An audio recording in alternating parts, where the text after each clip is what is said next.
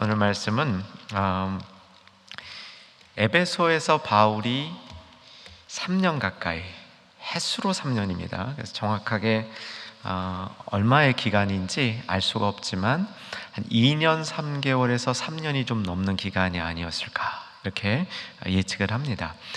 바울이 굉장히 동적인 사람입니다. 제가 이렇게 보기에는 바울이 한 군데 가만히 있을 어른이 아니신 것 같아요. 여기저기 다니셔야 속이 편하신 분인데, 에베소에 3년 가까이 머물러 있다 보니 좀 근질근질 하셨던 것 같습니다. 이건 이제 제가 좀 웃자고 하는 얘기고요.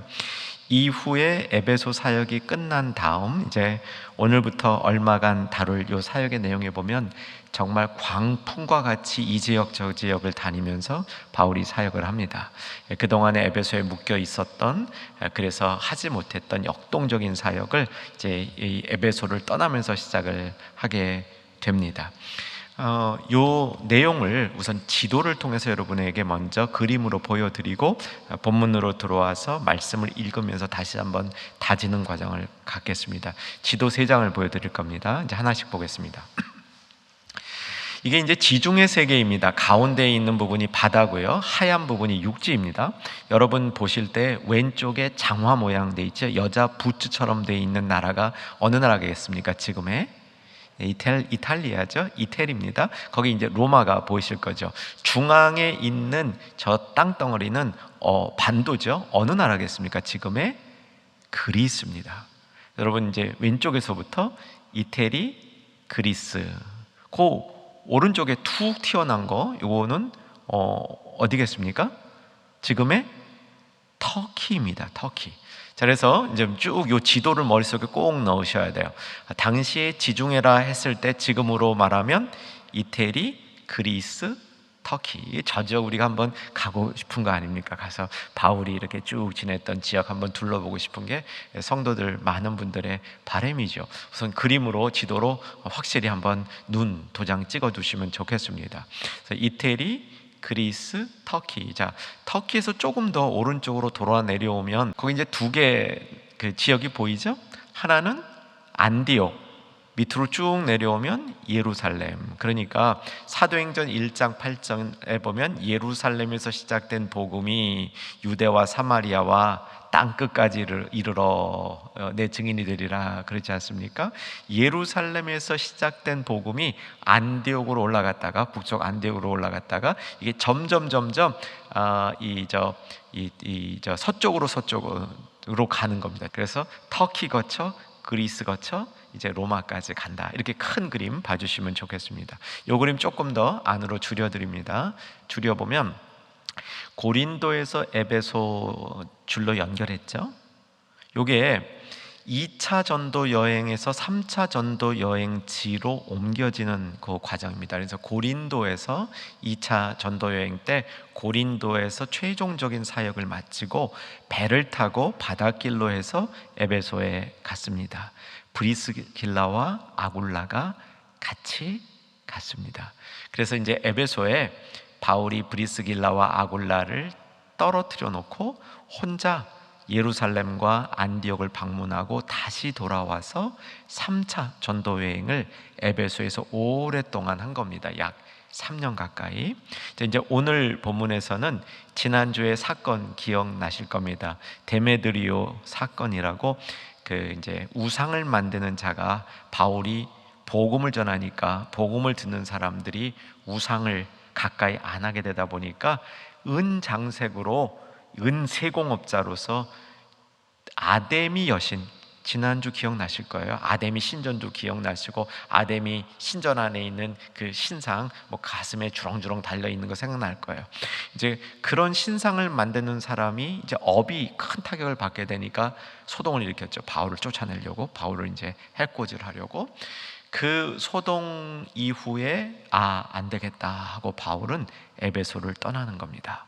오늘은 그 얘기부터 시작이 되는데, 2번째 지도 보셨죠? 이제 3번째 지도를 보실 겁니다. 이게 오늘의 내용입니다. 이 중심에 에게해라고 보이죠?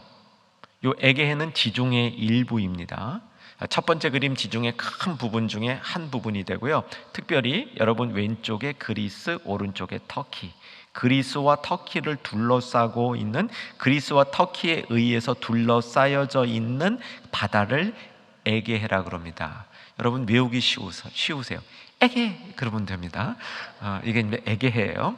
이게 바울의 주무대입니다. 바울 선교는 이 에게해를 중심으로 이루어지는 겁니다. 에게해를 중심으로 여러분 꼭지점이 3개 보이시죠? 이 3개 도시가 바울이 중점적으로 거점 삼아 선교했던 도시들인데, 에베소, 빌립보, 고린도 보이시죠? 다 보이셨을 겁니다. 에베소가 속한 주를 뭐라 그럽니까? 아시아라고 그러고요. 빌립보가 속한 주를 무슨 주라 그럽니까? 마케도니아라 그럽니다. 고린도가 속한 주는 저기서 표시가 안 돼 있네요. 아가야라고 얘기를 합니다. 아가야입니다. 에게해 아가야입니다. 기억나셨죠? 이제 저랑 같이 해보겠습니다. 자, 바울이 에게해를 중심으로 거점 삼았던 3개 도시 한번 말씀해 보십시다. 시작. 에베소, 빌립보, 고린도. 속한 주를 얘기해 보십시다. 아시아, 마게도니아, 아가야. 여러분 요것만 알아도요, 성경 지도가 눈에 좀 열립니다. 안 그러고 읽으면요, 이게 무슨 말인지 이게 헷갈리는 거죠. 자, 이제 지도를 보시면서 주황색 줄과 녹색 줄이 보이시죠? 주황색 줄과 녹색 줄이 보입니다. 녹색 줄을 먼저 보시면 에베소에서 북쪽으로 올라가서 들어와 찍고 빌립보 갑니다. 빌립보에서 다시 돌아 내려와서 데살로니가 거쳐서 데살로니가에서 고린도로 이동합니다. 이게 무슨 동선이냐면, 오늘 나오는 본문 중에서 바울이 에베소를 떠나서 이 동선을 따라 고린도를 방문했다가 다시 까꾸로 돌아서, 정확히는 거꾸로입니다. 까꾸로 돌아서 데살로니가 빌립보를 거쳐서 이번에는 에베소로 가지 아니하고 밀레도로 갑니다. 에베소가 아니로 밀레도로 갑니다. 이 밀레도에서 다음 주부터 시작이 되는 에베소 교회의 장로님들을 모셔다가 밀레도에서 바울이 고별 설교를 하는데, 이게 기가 막힌 설교입니다. 다음 주부터 이 고별 설교로 들어가는데, 이 지도를 머릿속에 담아 두시고 오늘 공부를 하셔야 됩니다. 이제 성경으로 들어갑니다. 20장 1절 보시겠습니다. 20장 1절. 소요가 그침에 데메드리오 난동이죠. 바울은 제자들을 불러 뭐한 후? 권한 후에 작별하고 떠나 어디로 갔습니까? 마케도니아. 자, 2절 같이 읽겠습니다. 그 지방으로 다녀가며 여러 말로 제자들에게 권하고 헬라에 이르러. 이 헬라가 아가야예요. 고린도가 있는 아가야. 다시 한번 지도 보시기 바랍니다. 이제 지도를 보시면 더 이제 그 생생하게 연결될 겁니다. 녹색 줄, 에베소를 떠나 빌립보, 마게도니아로 갔다가 이번에 아가야 헬라 지역으로 바울이 갔다. 되셨죠? 다시 이제 지도 내리고 성경으로 돌아옵니다. 3절 보시겠습니다. 3절 같이 읽습니다. 거기 석 달 동안 있다가, 거기가 어디입니까? 아가야예요. 아가야. 여러분 좋았어요. 헬라라고 그러지 않고 아가야라. 헬라는 좀 너무 크게 얘기한 거예요. 아가야 고린도입니다. 고린도 아가야에 있다가 3개월 있었습니다. 자, 여러 말로 제자들을 거기서 또 권하고 석 달 동안 있다가 계속 읽겠습니다. 시작. 배 타고 수리아로 가고자 할 그때 유대인들이 자기를 해하려고 공모함으로 마게도니아를 거쳐 돌아가기로 작정하니, 까꾸로 가기로 작정했다, 그 얘기입니다. 이게 아마 이 배 타고 가려고 그러는데 항구를 다 봉쇄한 것 같아요. 유대인들이 항구마다 지키고 바울 나타나기만 하면 붙잡으려고 항구에 이렇게 딱 진을 치고 있었던 것 같아서 배를 타고 탈 수가 없어가지고 육로로 다시 돌아서 마게도니아 쪽 빌립보로 갔다가 이제 그 밀레도로 이동하는 거죠. 다시 한번 지도 봅니다. 이제 지도 보면 이제 마지막 지도 보는 겁니다. 자, 고린도에서 이번엔 주황색 점선을 따라서 북쪽으로 올라가서 마게도니아, 갔다가 마게도니아에서 밀레도로 가는 겁니다. 밀레도 가기 전에 찍은 도시가 하나 있습니다. 어디 찍었습니까? 드로아 찍었죠. 꼭 기억해 두세요. 이제 오늘 드로아 찍은 얘기가 오늘 우리가 나누는 이야기 중에 핵심이기 때문입니다. 드로아 찍고 그 다음에 밀레도로 가는 겁니다. 다음 주 밀레도, 오늘은 드로아에서 있었던 일을 다루게 됩니다. 되셨죠? 자, 이제 4절로 이동하겠습니다. 4절. 이 여행에 바울과 함께 동참하고 있었던 동역자 혹은 제자들의 이 리스트가 여기에 나오는데 다양한 사람들이 나오고 있습니다. 몇 명이나 여러분 아는지 한번 확인하면서 읽겠습니다. 4절 시작. 아시아까지 함께 가는 자는 베레아 사람 브로의 아들 소바더와 데살로니가 사람 아리스다고와 세군도와 더베 사람 가이오 및 디모데와 아시아 사람 두기고와 드로비모라. 꽤 많습니다. 근데 여기서 나오는 지명들이 여러분 이제 좀 아주 생소하지 않죠? 꽤 많은 분들이 이 지도 아까 지명 가운데 나온 거네? 더베도 있네? 뭐 이렇게 여러분들이 연결이 될 겁니다. 베레아도 데살로니가에서 그다지 멀지 않은 전에 바울이 2차 전도 여행 때 들렀던 그 동선상에 있는 도시고요. 자, 이렇게 여러 명이 바울과 함께 동행을 하고 있습니다. 이들이 이제 동행을 하고 있는데 정확히는 이게 이제 어디서 동행이 되고 있는 거냐면 고린도에서부터 동행이 되고 있는 사람들의 명단입니다. 근데 이 중에 일부는 에베소에부터 시작이 되었죠. 지난번 데메드리오 그 난동 때 여기 리스트에 있는 사람 중에 2명이 바울 대신 붙들려 간 사람이 있었죠. 혹시 기억나시는 분 한번 도전해 보시기 바랍니다. 누구와 누구죠? 가이오와 아리스다고. 가이오와 아리스다고 확인합니다. 그 옆에 19장으로 이동해 보면 19장 29절 찾아가 보셨죠? 온 시내가 요란하여 바울과 같이 다니는 마게도니아 사람 누구? 가이오와 아리스다고를 붙들어, 이렇게 기록이 되어 있죠. 그래서 요 가이오 아리스다고 이렇게 같이 움직여지는 장면들을 볼 수 있고요. 20장 4절에 나오는 사람들은 고린도에서부터 이 인원들이 같이 이동을 하면서 이 중에 일부는 예루살렘까지 따라 올라갑니다. 이제 예루살렘 올라가는 것은 고린도에서 시작해서 밀레도 갔다가 밀레도 찍고 사실은 예루살렘으로 가는 여정이었습니다. 자, 이제 이렇게 이 배경을 이해해 두면 좋고요. 자, 2가지 정도 이걸 좀 살펴보고 다음 이제 사건으로 넘어가도록 하겠습니다. 이렇게 많은 사람들이 바울과 함께 이동하고 있는 이유를 생각해 보면, 첫째는 이 많은 사람들이 함께 이동하는 것을 통해서 이렇게 서로 참 이렇게 힘이 되어 줬습니다. 이들이 특별히 예루살렘에 이제 올라가게 되는데, 예루살렘으로 이동하는 이 사람들이 각 지역에서 헌금을 거둬서 예루살렘으로 가는 겁니다.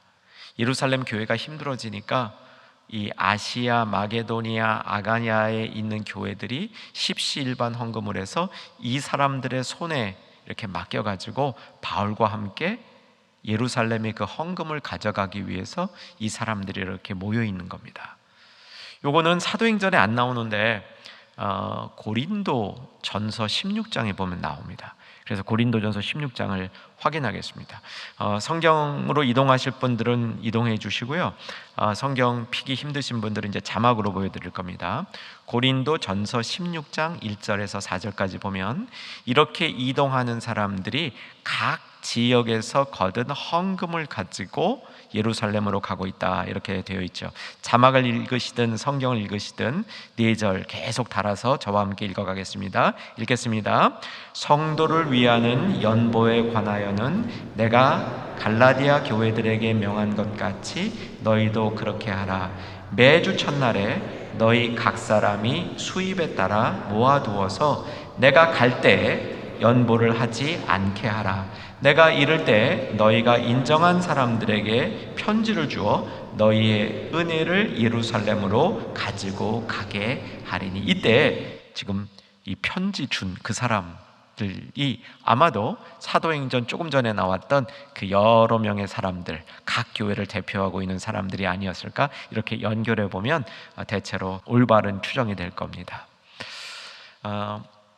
제가 어제 병원에 갔었습니다. 병원에 가서 뭘 했냐면 운동 부하 검사라는 걸 했습니다.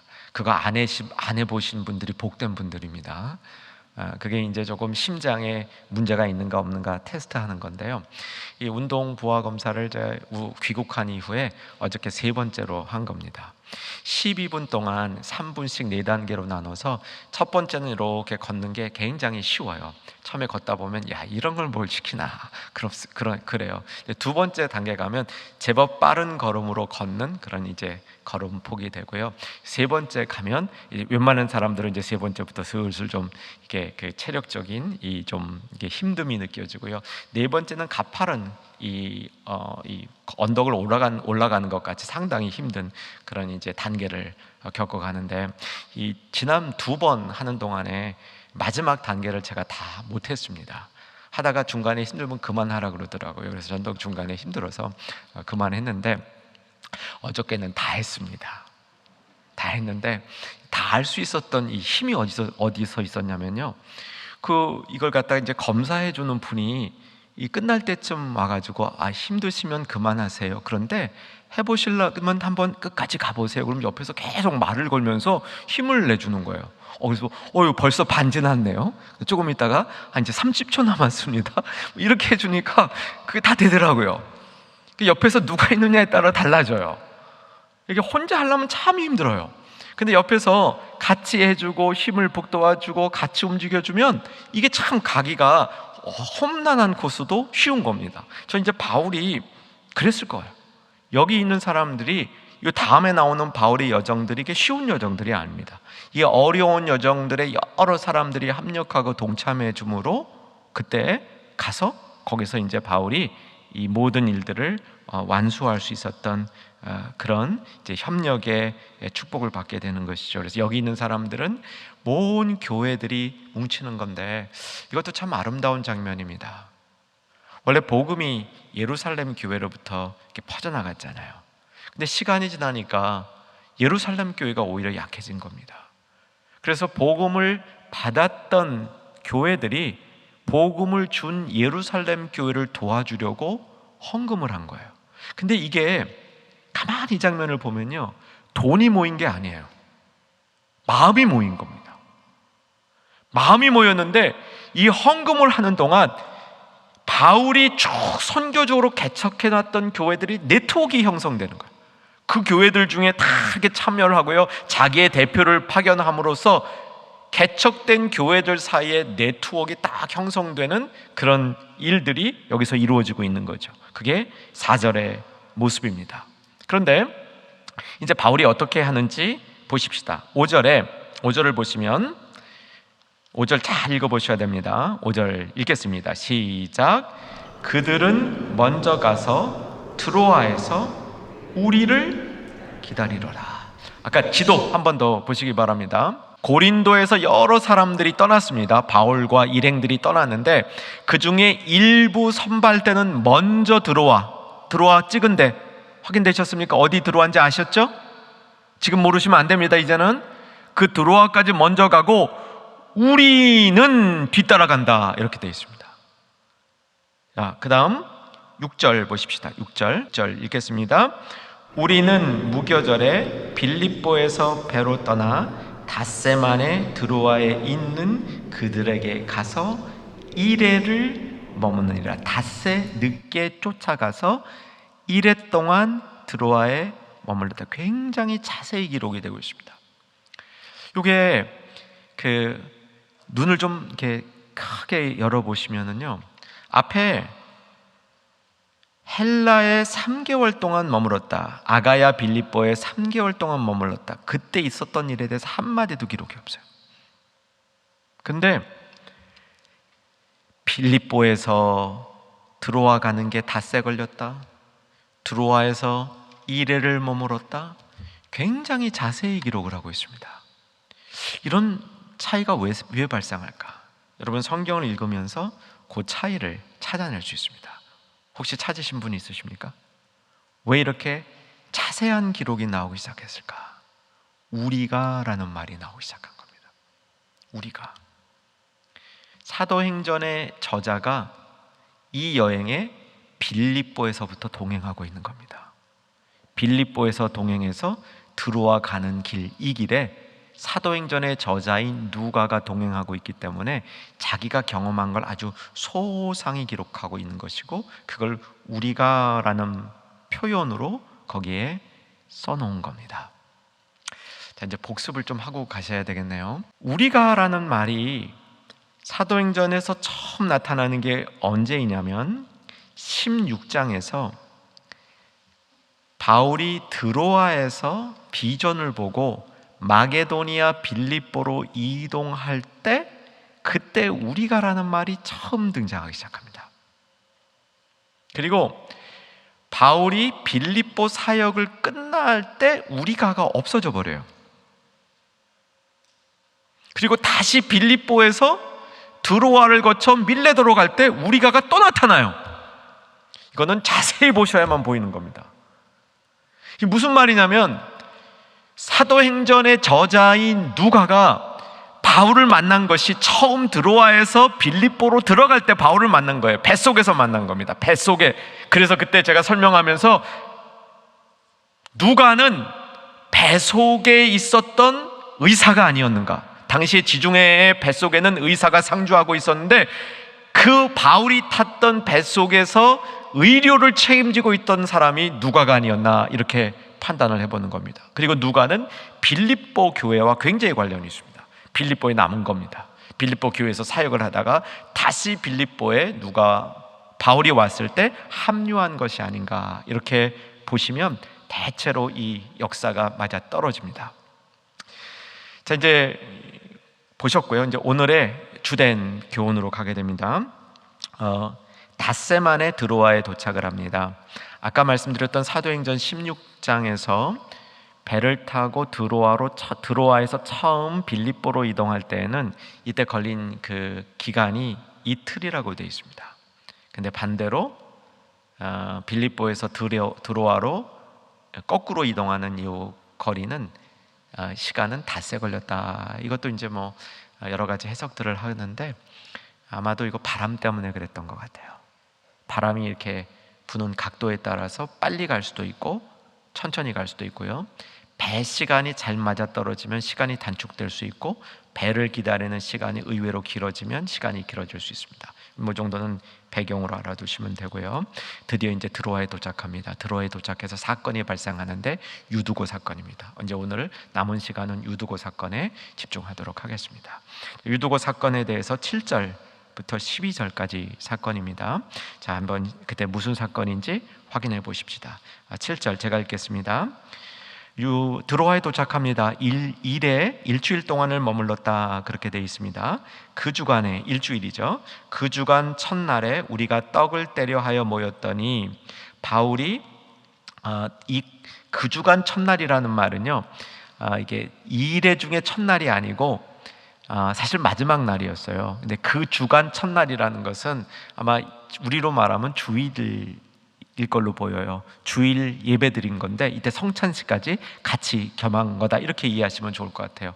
바울 선생님이 오셔서 주일을 한 주 보내시니까 이 제자들이 성찬식을 바울 선생과 함께 했다, 이렇게 보시는 것이 맞을 것 같습니다. 우리가 떡을 떼려 하여 모였더니 바울이 이튿날 다음날 이제 떠나고자 해요. 마지막 날이 된 거죠. 그들에게 강론할세 말을 밤중까지 계속하며. 마지막 설교가 되니까 바울의 설교가 좀 길어진 것 같습니다. 여러분은 한 자리에서 설교 들어본 중에 제일 긴 설교가 몇 분이나 되셨나요? 한 3시간은 되셨습니까? 거기까지도 안 되셨습니까? 한번 생각해 보셔요. 이게 바울이 설교를 길게 한 것 같습니다. 이 설교가 아주 재밌었을 수도 있지만 꼭 그렇지 않을 수도 있습니다. 근데 바울의 마음은 여러분 이해되시죠? 마지막 설교니까, 마지막 헤어지기 전에 한 설교니까 정말 하고 싶은 말씀을 다 전하고 싶은 게 바울의 마음이었다. 이건 이해가 되시죠? 그래서 바울이 그날 아주 늦게까지 강론을 했는데 8절을 보시면 이것도 굉장히 자세하지 않아요? 굉장히 자세한 기록입니다. 우리가 모인 윗다락에 등불을 많이 켰는데, 다락 위쪽에, 그러니까 아마 집에서 모인 것 같아요. 집에 모인데 사람이 꽉 찼고, 사람이 꽉 차다 보니까 이제 다락방까지 사람들이 모여 있었고, 이제 3층 집인 것 같습니다. 3층 위쪽에는 주로 젊은 사람들이 모였을 것 같은데, 그 위쪽에 모여 있는 사람들 쪽에는 등불이 많이 켜져 있었다, 이렇게 이야기를 합니다. 이게 아마 오랜 시간 동안 좁은 공간에 많은 사람들이 모이니까 환기가 잘 안 됐던 것 같고요. 불을 많이 켜다 보니까, 이건 촛불 아닙니까? 등불이죠, 등불 기름이 있고. 그래서 제가 뭐 의학적으로 이게 맞는지 모르겠습니다. 그런데 어느 주석가의 얘기를 보니까 이렇게 많은 등불을 켜면 졸음이 더 빨리 온답니다. 그런 것 같아요. 그래서 이게 관계 있는 것 같아요, 제 경험상은. 그래서 이게 이제 주로 이제 위쪽에 젊은 친구들이 앉아 있을 거고, 이게 이제 덥다 보고 오랜 시간이 되다 보니까 이제 졸음이 온 거예요. 그래서 이제 그게 어떤 일로 벌어진지 9절을 보십시다. 9절 준비되셨죠? 같이 읽겠습니다. 유두고라 하는 청년이 창에 걸터 앉아 있다가 깊이 졸더니 바울이 강론하기를 더 오래 하매 졸음을 이기지 못하여 3층에서 떨어지거늘 일으켜 보니 죽었는지라. 사건이 벌어진 거예요. 졸던 청년 하나가 3층에서 떨어져서 죽은 거예요. 난리가 났겠죠. 난리가 났겠습니다. 10절 같이 한번 읽습니다. 시작. 바울이 내려가서 그 위에 엎드려 그 몸을 안고 말하되 떠들지 말라, 생명이 그에게 있다 하고. 11절. 올라가 떡을 떼어 먹고 오랫동안 곧 날이 새기까지 이야기하고 떠나가려. 갑자기 반전이 되죠. 아니, 설교 중에 청년 하나가 떨어져 죽었으면 이거 보통 난리 난 게 아니겠죠? 그 난리 난 것을 표현하는 단어가 여기 중간에 10절에 나오는데 떠들었던 거예요. 떠들었던 거. 바울은 떠들지 마라 그러고 그 청년의 이렇게 몸을 바울이 끌어안고 보니까 거기서 생명이 있는 게 확인이 된 겁니다. 어떤 분들은 이때 바울이 이 청년을 고친 거라고 얘기합니다. 저도 동의합니다. 이게 이제 이 청년이 떨어져서 죽었다 이렇게 써 있죠. 9절에 보면 죽었다. 이 죽은 게 아니라 그냥 기절했다가 살아난 거 아니냐 이렇게 생각하는 분들이 있어요. 근데 아닌 거예요. 이 성경의 기록을 보면 죽었다 이거는 확실히 죽은 겁니다. 표현을 보면 확실히 죽었다는 표현이에요. 아마 제 생각에는 이때 의사인 누가가 제일 먼저 달려가지 않았을까 하는 추측도 해봐요, 청년에게. 그리고 의사인 누가의 이 의술에 의하면 이 청년 죽었다라고 스스로 저자인 누가는 자기가 확인해주고 있는 거예요. 이 청년 죽었다. 그런데 바울이 이렇게 한번 이 청년을 안고 보니까 이 청년의 생명이 살아있다라고 바울이 얘기하는 겁니다. 그러니까 의학적으로는 죽었었는데 살린 거죠. 근데 이 장면이 아주 짧게 기록이 됩니다. 떠들는 자에게 떠들지 마 그러고 끝난 겁니다. 이 떠들다는 표현이 여기 나오는 이 단어가 흥미롭습니다. 성경에 여기 말고 이제 어디에 나오는지를 추적해 보면 어디에 나오냐면요, 야이로의 딸 기억나세요? 야이로의 딸, 좀 더 설명할게요. 마가복음 5장을 보시면 나오는데, 회당장 야이로가 예수님을 찾아와서 자기 딸이 12살인데 죽게 됐다고 예수님 빨리 와서 고쳐달라고 얘기를 하죠. 예수님이 그 집으로 이동하는 중간에 사건이 발생합니다. 어떤 사건이 발생하냐면 옷자락 여인이 예수님을 붙든 거예요. 이 사건 때문에 지체가 돼요. 가는 게 지체가 되는데, 그 지체가 되는 사이에 야이로가 어떻게 됩니까? 죽어요. 야이로의 딸이 죽어요. 그래서 예수님이 도착하니까 사람들이 거기서 막 울고 불고 난리가 났습니다. 울고 불고 난리가 난 그 장면을 표현하는 게 떠들다는 거예요. 이 떠들다는 말 속에서는 애곡하는 소리, 그리고 너무 슬퍼서 이렇게 여러 가지 말을 하는 소리, 어쩌면 그 당시에 죽은 사람들이 있으면 뭐 피리를 불고 그랬다니까 그런 소리인지 이런 걸 종합한 소리라고 볼 수 있겠는데, 이 죽음과 관련되어서 떠드는 소리, 이렇게 정리가 될 수 있겠습니다. 바울은 뭐라고 얘기하냐면 떠들지 마라 하면서 유두고를 살리는 겁니다. 유두고 살았는데 12절에 보면 유두고가 산 사건에 대해서 사도행전이 이 사건을 요약하는 한 단어가 나타납니다. 12절 안에 있는데 읽으면서 찾아보십시다. 읽겠습니다. 사람들이 살아난 청년을 데리고 가서 적지 않게 위로를 받았더라. 위로의 사건이었습니다. 이 사건을 통해서 사람들이 위로를 받고 바울이 위로하는 자로서의 사역을 감당하게 됩니다. 오늘 이 말씀을 이제 최종적으로 정리하고 이 말씀을 맺으려고 합니다. 유두고라는 그 헬라어의 뜻이 이 행복자라는 뜻입니다. 행복자, 행운아, 행복자, 행운아라고 보면 될까요? 럭키, 이렇게 보시면 될 것 같습니다. 유두고가 럭키 했지 않았죠? 그죠? 졸다가 떨어져 사고를 당했습니다. 유두고의 사건을 통해서 어떤 분들은 이런 도전점을 찾으시더라고요. 유두고 사건을 보면 설교 시간에 졸면 안 돼, 죽어, 이렇게 적용을 하시는 분도 있더라고요. 쿰란이라는 공동체 얘기를 들어보셨습니까? 들어보신 분도 있을 것 같은데, 이게 이제 이 세상에 물들지 않으려고요, 사해라는 그 바닷가로 이렇게 이동을 해서 그 바닷가에서 사해라는 요 이제 호수죠. 갈릴리 밑에 있는 큰 더 호수인데 그 사해 근처에서 이렇게 공동체 생활을 하던 그런 그룹들이 있었어요. 세상에 안 어울리겠다고. 이 사람들이 이제 공동체의 규정을 적었는데 그 공동체 규정 가운데 이런 게 있습니다. 강론 시간에 졸면 3개월 동안 강론 못 들어온다, 그런 게 있습니다.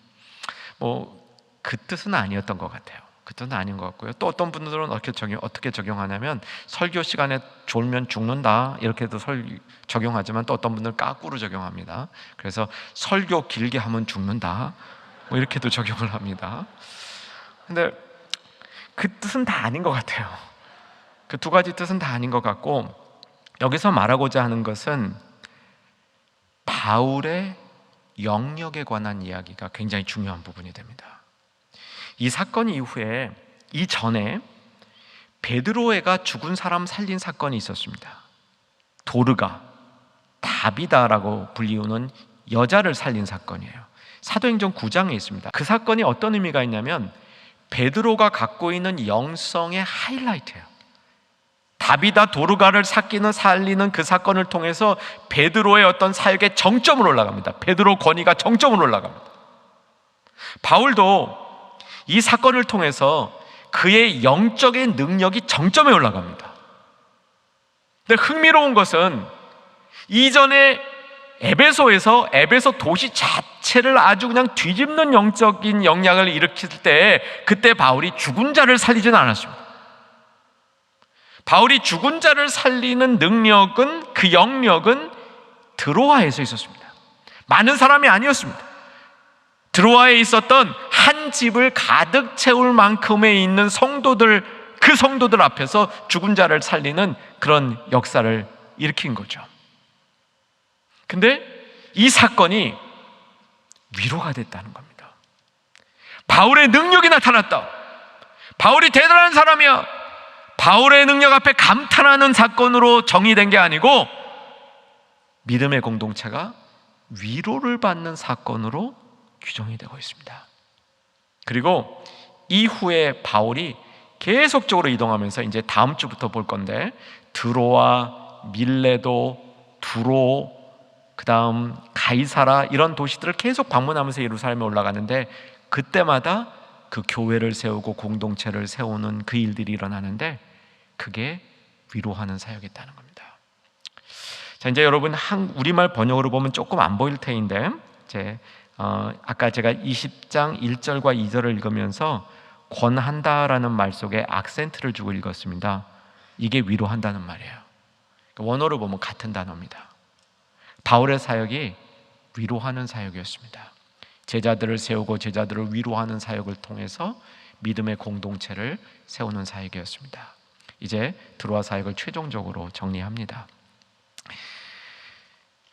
저 디모데 후서 4장에 가면요, 바울이 마지막에 로마 감옥에 갇혀 있을 때 디모데를 부르면서 드로아 가보의 집에 있는 내 겉옷을 가져와라, 이런 말을 하게 됩니다. 드로아 가보의 집에 있는 내 겉옷. 어떻게 그 겉옷이 드로아 가보의 집에 있었을까? 이 사건하고 관련되어 있을 가능성이 높습니다. 바울이 아마 이 사건 때 유두고를 자신의 겉옷으로 이렇게 덮어주지 않았나, 그렇게 추적하는 이 초대교서부터 그런 해석이 있어 왔습니다. 어쨌든 드로아에 세워진 이 믿음의 공동체는 부활을 경험한 공동체가 됐습니다. 이게 힘이었습니다. 사도행전을 잘 읽어보면요, 여러분 이게 이제 아주 자세히 읽어야 되는데, 바울이 가장 여러 차례 방문했던 도시는 드로아입니다. 에베소에 오래 있었습니다. 고린도에 오래 있었습니다. 다른 도시들은 오래 있었습니다. 드로아는 항구이기 때문에 한 번에 오래 있진 않았어요. 그런데 드로아에 방문한 횟수는요, 제일 많은 것 같아요. 이 드로아에 있었던 이 교회의 특징은 유두고, 정말 행운하죠. 아마 유두고라는 이름은 사고 난 다음에 생긴 이름일지도 모릅니다. 그전엔 유두고라고 안 불렀는지도 몰라요. 이 유두고를 통해서 부활을 경험한 공동체로 세워졌습니다. 여러분, 부활을 경험한 사람들이 다른 사람을 위로할 수 있습니다. 다른 사람을 권면할 수 있습니다. 이 시대에 우리의 교회가 정말 참 성도들이, 특별히 충영교회의 중심이 된 성도들이, 충영교회에 접붙여진 성도들이 이런 부활의 경험과 능력으로 다른 사람들을 위로하고 권하는 복된 성도들 되시기를 주의 이름으로 축원합니다.